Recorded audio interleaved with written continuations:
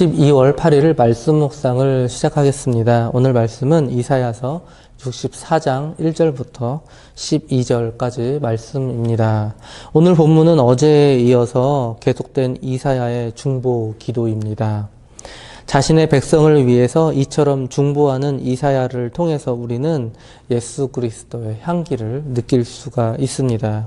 죄와 사단의 세력에서 택한 백성을 구원하시기 위하여 지금도 보좌 우편에서 우리를 중보해 주시는 그 예수 그리스도를 우리는 이사야라는 거울을 통해서 우리는 그분을 바라볼 수가 있습니다.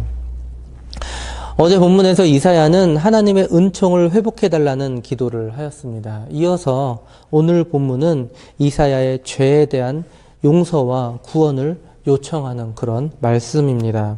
이사야는 가장 먼저 하나님을 찬양하였습니다. 그리고 그 능력으로 이스라엘을 구원해 주시기를 간구하였습니다. 먼저 1절입니다. 원하건대 주는 하늘을 가르고 강림하시고 주 앞에서 산들이 진동하기를. 하나님께서 하늘을 가르고 강림하셨습니다. 그리고 산들이 진동합니다. 여러분, 이 장면은 우리가 많이 본 장면 같죠. 바로 시내산에서 하나님께서 강림하셨던 그때를 다시 떠오르게 하는 장면입니다. 그때처럼 다시 강림하셔서 산과 같이 굳건한 이스라엘의 대적들을 진멸해 달라는 그런 호소입니다. 2절입니다. 불이 섭을 사르며 불이 물을 끓임 같게 하사 주의 원수들이 주의 이름을 알게 하시며 이방 나라들로 주 앞에서 떨게 하옵소서.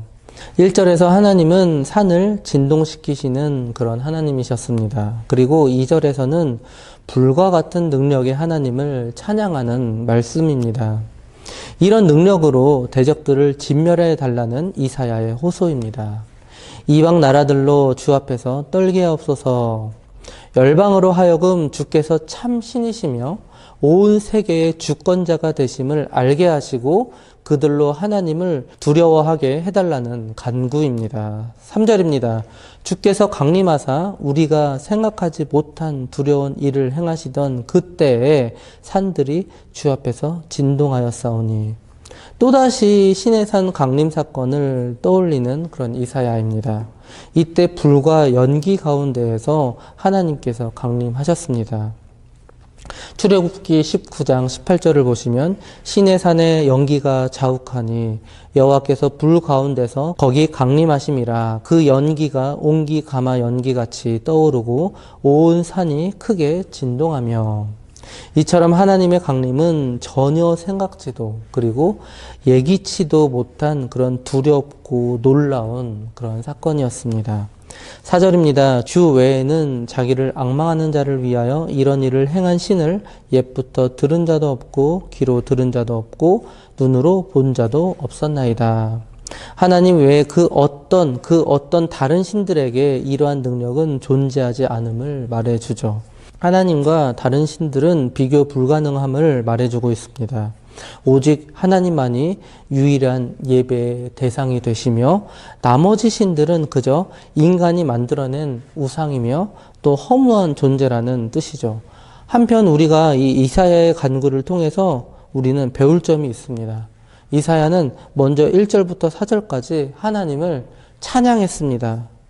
기도할 때 우리도 마찬가지입니다. 우리도 가장 먼저 하나님의 이름을 찬양해야 합니다. 그리고 또 한 가지, 그 대상을 높여드리는 기도는 우리 자신에게도 유익이 됩니다. 바로 우리가 기도하는 그 대상이 누구인지를 분명하게 인지할 수 있게 만들죠. 그리고 이어서 우리는 무엇을 해야 할까요? 가장 먼저 찬양을 했습니다. 아버지를 높여드렸어요. 그 이름을 높여드렸습니다. 그리고 나서 우리는 회개를 해야 합니다. 5절입니다. 주께서 기쁘게 공의를 행하는 자와 주의 길에서 주를 기억하는 자를 선대하시거늘 우리가 범죄함으로 주께서 진노하였사오며 이 현상이 이미 오래되었사오니 우리가 어찌 구원을 얻을 수 있으리이까. 찬양 다음은 회개입니다. 이사야는 지금 자신들의 범죄 사실을 고백하였습니다. 이로 인하여서 그들이 심판받게 되었음을 시인하고 있습니다. 주께서 진노하였사오며 그들은 하나님의 진노로 인하여서 도저히 하나님 앞으로 나갈 수 없는 그런 상황이었습니다. 이제 이들에게 필요한 것은 하나님께서 그 진노를 거두시는 것이죠. 진정한 회개자는 하나님의 진노를 두려워하며 그 마음을 치면서 자신이 죄인임을 고백하는 자입니다. 그리고 하나님의 은혜를 구하는 자입니다. 바로 이러한 회개만이 하나님과 멀어진 그런 관계를 다시 회복할 수가 있습니다. 6절입니다. 무릇 우리는 다 부정한 자 같아서 우리의 의는 다 더러운 옷 같으며 우리는 다 잎사귀 같이 시들므로 우리의 죄악이 바람같이 우리를 몰아가나이다. 현재 죄악 중에 머물고 있는 이 이스라엘의 상태가 어떠한지를 말해주고 있습니다. 지금 이스라엘은 마치 나병 환자처럼 부정하다라는 것이죠. 나병 환자는 당시에 이 성도의 회중에서 추방을 당했습니다.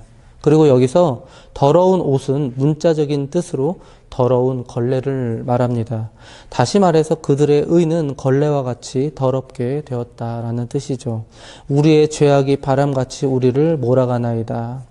인간은 죄 앞에서 너무나도 무기력한 그런 존재입니다. 정말로 나약한 존재입니다. 성령의 충만함 없이는 죄 앞에서 한순간에 무너지는 것이 바로 인간입니다. 이 때문에 우리는 매 순간 성령의 강력한 인도를 필요로 합니다. 그렇기에 하나님을 떠난 범죄한 죄인이 죄의 노예가 되었다라는 것은 어찌 보면 당연할 수밖에 없다라는 것이죠. 7절입니다. 주의 이름을 부르는 자가 없으며 스스로 분발하여 주를 붙잡는 자가 없사오니 이는 주께서 우리에게 얼굴을 숨기시며 우리의 죄악으로 말미암아 우리가 소멸되게 하였음이니이다. 부른다라는 용어는 예배 전문 용어입니다. 즉 오랜 포로 생활로 지친 이스라엘 백성들은 신앙에서부터 멀어지고 나태해져 있다라는 뜻이죠. 그들은 하나님의 백성으로서 가장 기본적인 의무인 이 예배조차도 망각해버린 그런 자들이었습니다. 이들의 죄악으로 말미암아 하나님께서는 그들에게 얼굴을 숨기셨습니다. 은혜를 내리지 않으셨습니다. 이사야는 이처럼 자신들의 죄악을 숨김없이 꺼내어서 주님의 발 앞에 내려놓았습니다. 사랑하는 성도 여러분, 우리도 마찬가지입니다. 우리는 기도할 때 우리의 모든 죄악들을 숨김없이 주님 앞에 내려놓아야 합니다. 우리의 모든 것을 아시는 주님은 우리의 모든 죄악까지도 다 알고 계십니다. 그 알고 계신 주님 앞에 우리는 더 이상 숨길 것이 없죠. 우리는 주님 앞에 간구하기에 앞서서 우리는 우리의 모든 죄악을 주님 앞에 빠짐없이 다 내려놓아야 한다라는 것이죠. 이처럼 찬양과 회개가 이어졌습니다. 그리고 그 다음이 바로 간구입니다. 그런데 우리는 기도를 어떻게 하죠? 무조건 간구를 앞에 붙이지 않습니까? 그러나 기도에도 순서가 있습니다. 찬양과 회개가 먼저입니다. 그리고 이어서 간구입니다. 여러분, 이어서 이사야의 간구를 한번 살펴보겠습니다. 8절입니다. 그러나 여호와여, 이제 주는 우리 아버지 신이이다. 우리는 진흙이요 주는 토기장이시니 우리는 다 주의 손으로 지으신 것이니이다. 이제 주는 우리 아버지 신이이다. 여러분, 이사야의 절규가 느껴집니까? 8절부터 오늘 본문 마지막 절까지는 이사야의 간구에 대한 결론에 해당합니다. 이사야는 마지막으로 이스라엘이 하나님의 자녀됨을 내세우고 있습니다. 하나님께서 그들을 백성으로 삼고 자녀로 삼았기 때문에 이에 대해서 책임을 지라라는 뜻이죠. 우리는 진흙이요 주는 토기장이시니, 토기장이는 자신이 원하는 대로 진흙을 주무릅니다. 진흙이 어떤 모양의 용기가 되는 것은 전적으로 누구의 손에 달려 있냐면 바로 토기장이의 손에 달려 있습니다.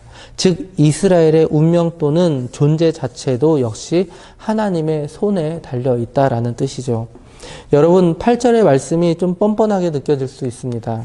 그러나 정반대라는 것입니다. 이는 이스라엘의 구원은 자신들의 손에 달려있지 않고 오직 그들의 운명을 쥐락펴락하시는 하나님께 달려있다라는 하나님 절대 의존적인 신앙이라는 것입니다. 하나님께서는 이사야의 기도를 전혀 뻔뻔하게 듣지 않으실 것입니다. 믿음의 호소로 들으실 것입니다. 우리도 기도할 때 이와 같이 언약에 의존하여서 기도해야 합니다. 하나님께서는 이 세상 그 어떤 것에도 얽매이시는 분이 아니십니다. 그런데 딱 한 가지 얽매이시는 것이 있습니다. 바로 그분의 언약입니다. 그분의 약속입니다. 왜냐하면 하나님은 자신이 이 내뱉은 약속을 반드시 지키시는 분이시기 때문이죠. 오늘 우리에게 주신 언약은 바로 말씀입니다. 성경 66권이죠. 그래서 우리는 기도할 때 말씀을 붙잡고 기도해야 한다라는 것이죠. 9절입니다. 여호와여 너무 분노하지 마시오며 죄악을 영원히 기억하지 마시옵소서. 구하오니 보시옵소서. 보시옵소서. 우리는 다 주의 백성이니이다. 이어서 이사야는 하나님의 자비와 긍휼로 자신들에게 임한 심판을 걷어달라는 요청을 하고 있습니다. 왜냐하면 자신들은 주님의 백성이기 때문이죠. 이사야는 여기서도 하나님의 언약, 즉 주님의 백성됨을 붙잡고 기도하고 있었습니다. 10절부터 12절까지입니다. 주의 거룩한 성읍들이 광야가 되었으며 시온이 광야가 되었으며 예루살렘이 황폐하였나이다. 우리 조상들이 주를 찬송하던 우리의 거룩하고 아름다운 성전이 불에 탔으며 우리가 즐거워하던 곳이 다 황폐하였나이다. 여호와여 일이 이러하거늘 주께서 아직도 가만히 계시려 하시나이까. 주께서 아직도 잠잠하시고 우리에게 심한 괴로움을 받게 하시려나이까. 마치 법정을 보는 것 같죠. 피고를 변호하는 이 변호사가 감동적인 그런 논리를 전개한 이후에 갑자기 판사와 배심원을 향해서 선처를 호소하는 그런 장면을 연상하고 있습니다. 여기서 피고는 이스라엘이고 또 변호사는 이사야이며 또 판사는 하나님이 되십니다. 변호사인 이 이사야가 이와 같이 호소를 할 수 있는 이유는 무엇이 있었기 때문이죠? 바로 하나님의 자비에 대한 확신이 있었기 때문입니다. 지금이라도 당장 이스라엘이 회개하고 하나님의 뜻에 순종할 자세만 취한다면 하나님께서는 언제든지 은총을 내려주실 것이라는 믿음이 그에게 있었기 때문이죠.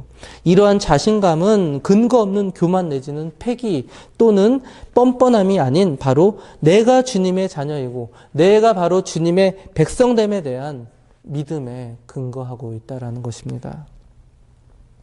사랑하는 성도 여러분, 우리에게도 이런 믿음이 있었으면 좋겠습니다. 어떤 환난과 역경, 고난 속에서도 심지어는 심각한 죄악에 빠진 상태일지라도 내가 하나님의 자녀됨과 내가 하나님의 백성됨을 잊지 않았으면 좋겠습니다. 그리고 오늘부터는 우리의 기도 자세를 변경했으면 좋겠습니다. 가장 먼저 우리는 무엇을 해야 하죠? 기도에 앞서서 가장 먼저 찬양을 해야 합니다. 가장 먼저 주님의 이름을 높여야 합니다. 그리고 이어서 회개를 해야 합니다. 하나님께서는 우리의 모든 죄악을 알고 계십니다. 그래서 그분 발 앞에 우리는 빠짐없이 우리의 모든 잘못을 내려놓아야 합니다. 두리뭉실 내려놓을 필요 없습니다. 그분은 다 아십니다. 우리의 모든 죄악들을 낱낱이 정말 세밀하게 그리고 디테일하게 내려놔야 합니다. 구체적으로 하나도 빠짐없이 주님 앞에 내려놓아야 합니다. 그리고 마지막으로 우리의 간구를 주님의 보좌 위에 올려놓으시기 바랍니다. 오늘 하루도 이러한 믿음의 기도를 통해서 승리하시는 저와 장자 가족들 되시기 바랍니다.